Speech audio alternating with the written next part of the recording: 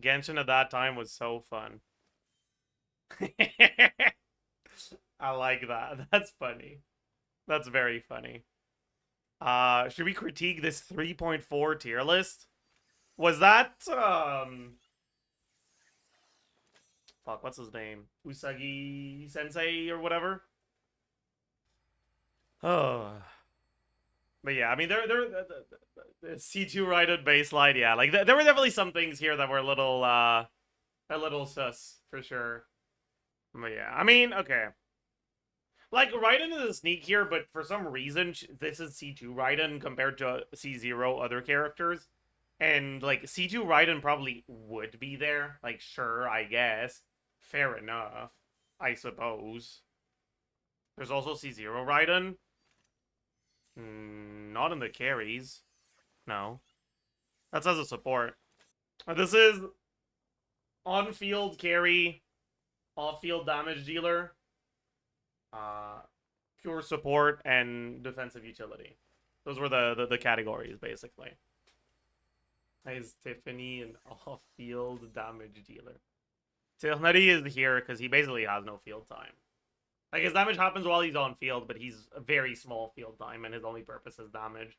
So he functionally has the same purpose as all field damage dealers. But yeah, I mean, like, this is probably fair enough. Uh, is Child that good? This was still Shangling peak meta, so Child was still pretty good at the time. I will say, people perceived International to be better than it was, not because, like, in a vacuum it wasn't as strong as they thought it was, but because they underestimated Sucrose National.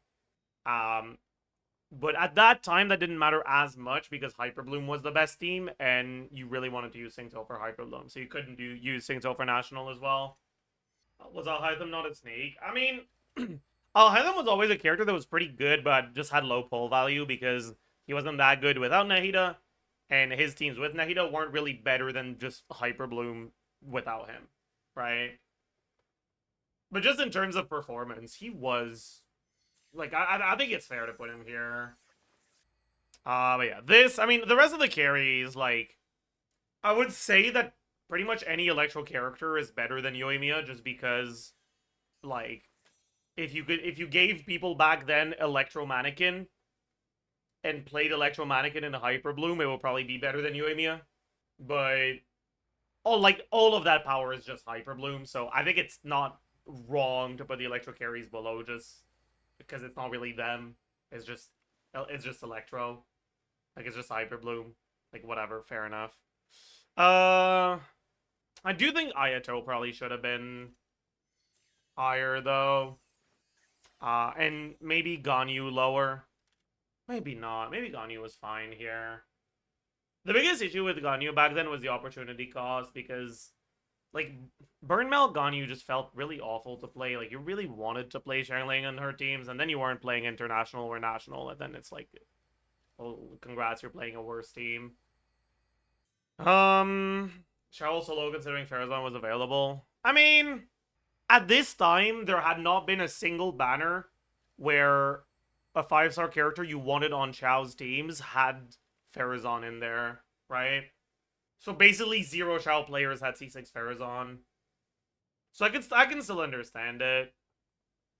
Like, I would say Chao was better than Wanderer because, like, at that time AoE would definitely still was pretty important, like pretty meaningful, and I mean, just in terms of output, just in terms of damage, he was basically just the same as a Wanderer, but he has significantly better AoE. But Wanderer had Farazan, and sometimes Farazan C6 and Chao didn't. So in practice, most people that only had one of the two, like the people that only had Wanderer, got better results just because they actually got Farazan and the Chao players didn't. Although to be fair, like, you could just play Xiao International, it was kind of just as good as Xiao Carry. But like, you could do that with anyone, so whatever. Whatever, like, sure.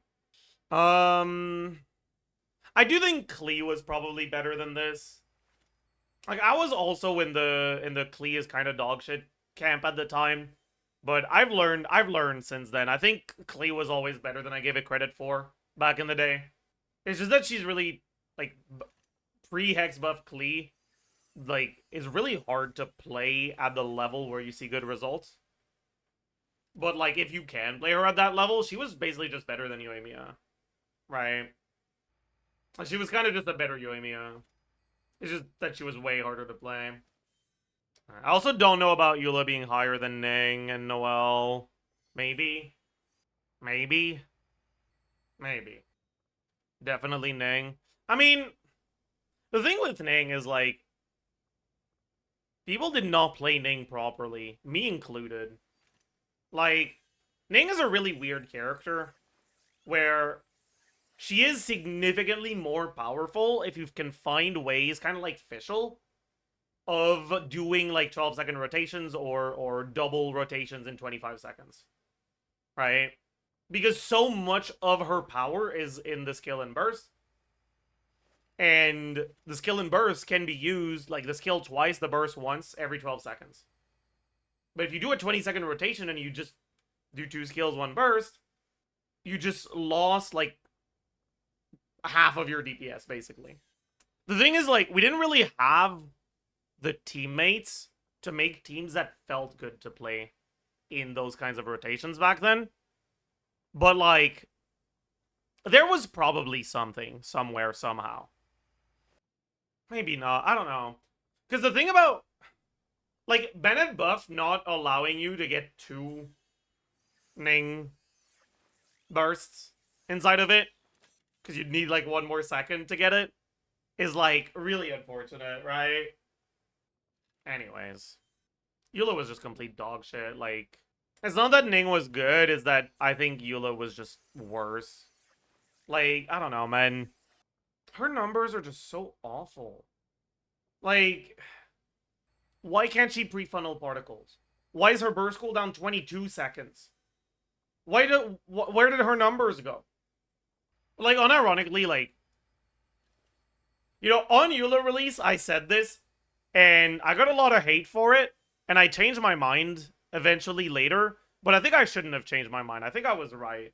On Eula release, I said she's basically just Razor, but, like, the background is yellow. Like, she's just as good as Razor. Razor's kind of just doing the same as she is. And people didn't like hearing that. But honestly, like, I'm pretty sure that was true. Straight up. Now Razor's better, obviously, because of the Hex Bus, but, like...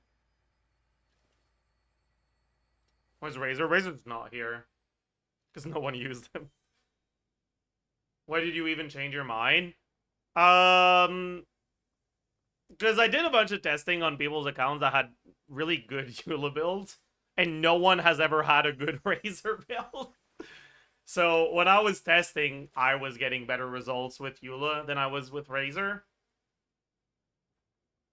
But I think it was straight up just a bias born of build quality. Anyways, off-fielders. Yelan, Xingqiu, Nahida, Shanling. Honestly, fair enough. Fischl probably should be here too. Back then, pretty much no one played double Electro hyperbloom, I think. Double Electro hyperbloom is something that gained popularity in the later stages of Sumeru and early Fontaine. People just assumed that, like, you really just wanted double Hydro for as many hyperblooms as possible. But double Hydro is actually too much Hydro. Like, some of your Hydro will go unreacted, basically.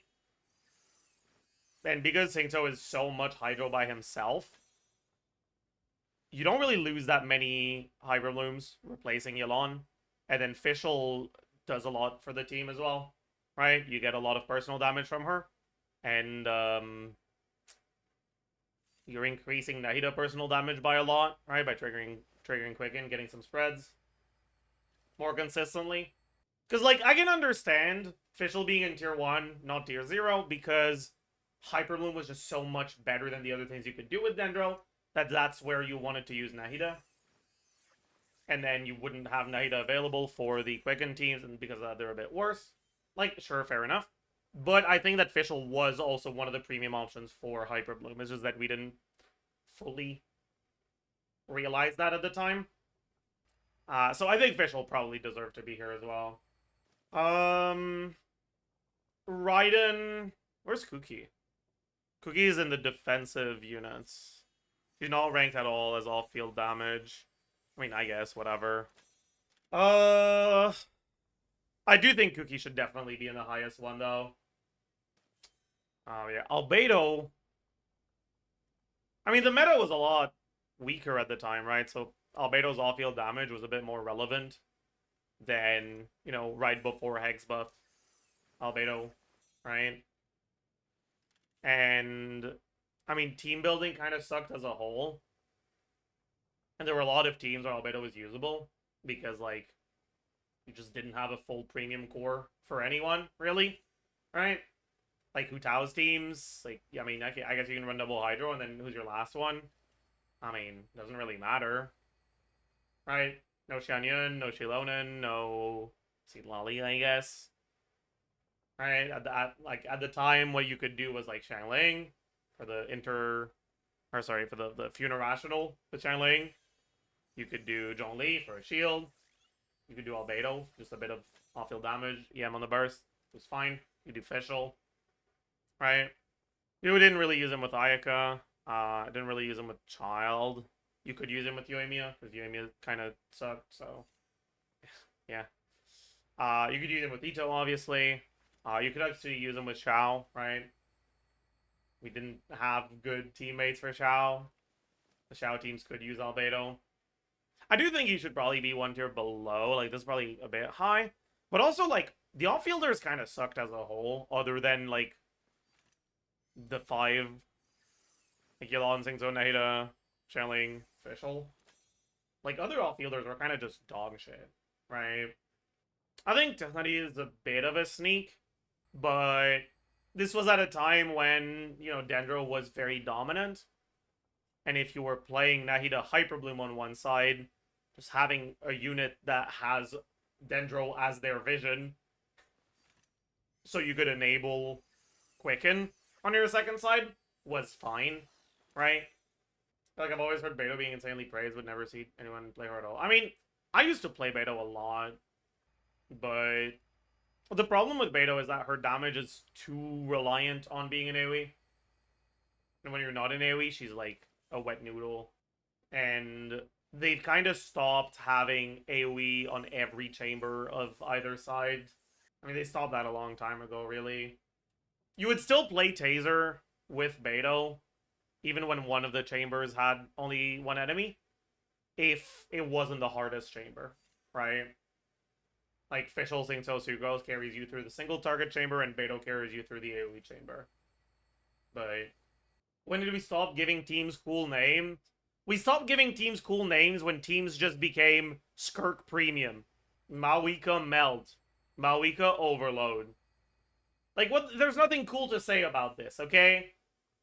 Give us characters that aren't a fucking square piece that goes in a square hole, and I'll come up with cool names again. I'm down. I'd love to.